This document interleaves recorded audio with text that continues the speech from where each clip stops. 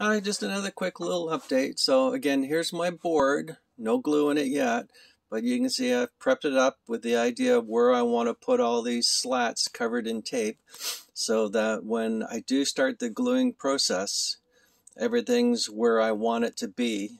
Because again, I only have a certain period of time to get all the clamps in place to make sure everything's flush before the glue starts to harden. So it's all prepped up with the slats the way I want it to go. I've got my glue set to go, and I got all my clamps here where I'm going to just be able to grab them and start applying pressure. So I'm just going to take these pieces, move them out of the way.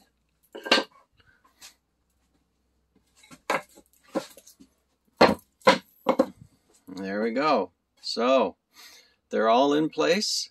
Now I start to apply the glue to all the edges of this wood and start getting those. Once I get all the glue in place, I'm going to put those top slats on the wood. Then I'm going to take these clamps and glue them all in place. Not with a tremendous amount of pressure, just enough to hold it in place.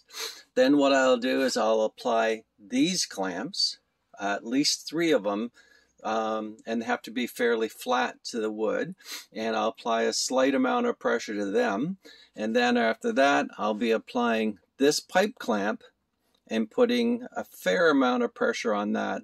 Once I have all 3 sets of my clamps all together, then it's just a matter of making sure I have the wood flush. If I like it, then I'm just going to start turning the screws on these clamps and tightening everything down. Not overly excessive, because then you just cause unnecessary warping if it's going to happen, but enough that it's nice and tight and snug. And then give it a couple hours to dry. You can work with wood after a couple hours of drying time. Just don't put any extreme pressure on it.